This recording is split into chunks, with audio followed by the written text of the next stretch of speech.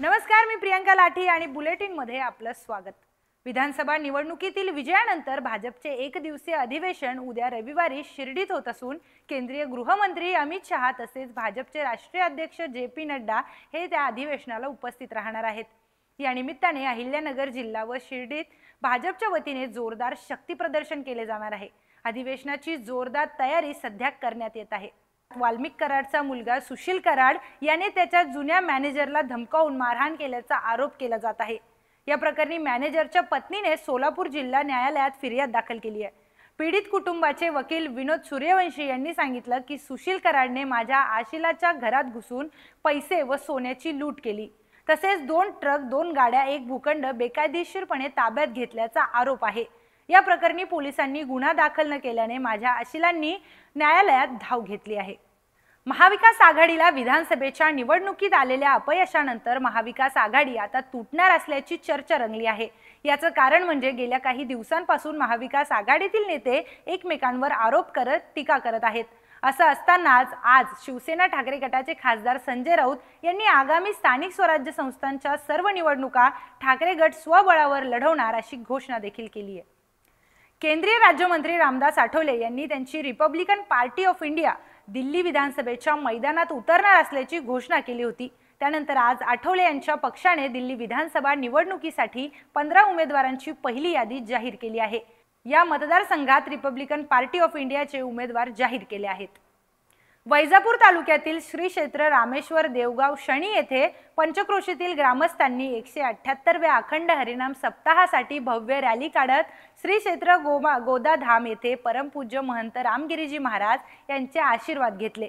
या सप्ताहासाठी पंचक्रोशीतील शेतकऱ्यांनी 150 ते 200 एकर जमीन स्वेच्छेने देऊ केली आहे। गुरुवर्य रामगिरीजी महाराजांनी जागेची पाहणी करून परंपरेनुसार निर्णय घेतला जाईल असे आश्वासन दिले आहे। यावेळी राम दरबाराचे महाधिपती ह.भ.प. हरिशरण गिरीजी महाराज, शिवगिरी आश्रमाचे मठाधिपती ह.भ.प. संदीपानजी महाराज आणि मोठ्या संख्येने भाविक भक्त उपस्थित होते। बातमी आहे हिंगोली जिल्ह्यातून।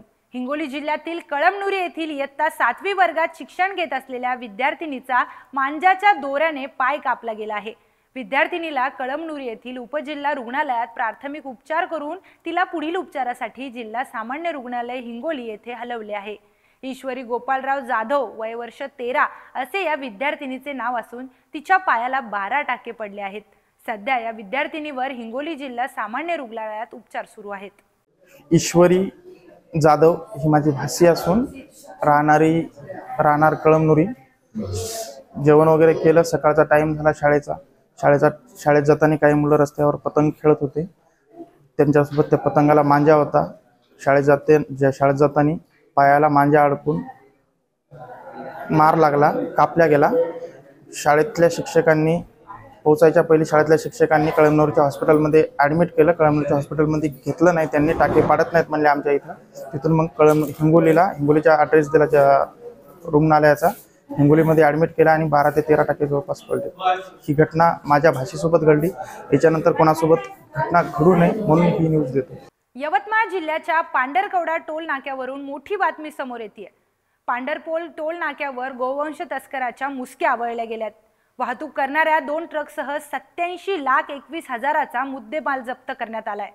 यवतमाळ जिल्ह्याच्या पांढरकवडा टोल नाक्यावरील ही घटना आहे। नागपूर पांढरकवडा भाग्यनगर राष्ट्रीय महामार्गावरून भाग्यनगरकडे जात असताना ट्रकमध्ये गोवंशाची तस्करी करीत असल्याची यवतमाळ गुन्हे शाखेला माहिती मिळाली। पोलीस विभागाने नागपूर भाग्यनगर रोडवरील केळापूर टोल नाक्यावर सापळा रचून ट्रक थांबवून तपासणी केली। 2 ट्रकमध्ये 121 गोवंश ट्रकमध्ये कोंबून नेत असल्याचे आढळले।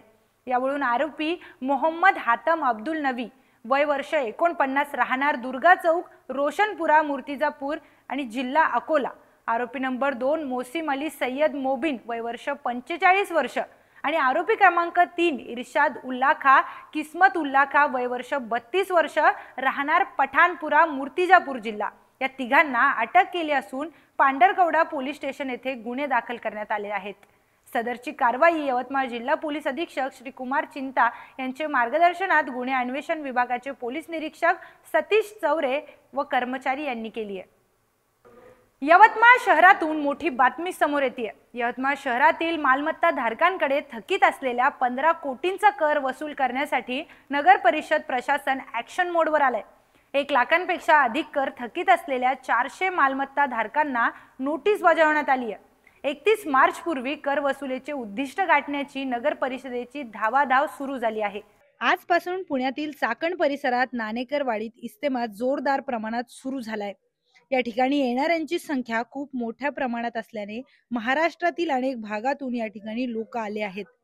या निमित्ताने माहिती अशी मिळते की साधारणपणे 25,000 लोक येणार होती, परंतु येथे लाखोंच्या संख्येने लोक उपस्थित आहेत। एवढ्या मोठ्या प्रमाणात लोक येणार होती तर ही माहिती का लपवली जाते?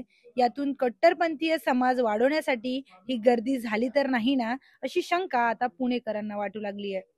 बुलेटिन मध्ये वेळ झाली आहे इथेच थांबण्याची। आपण पाहत राहा सुदर्शन मराठी।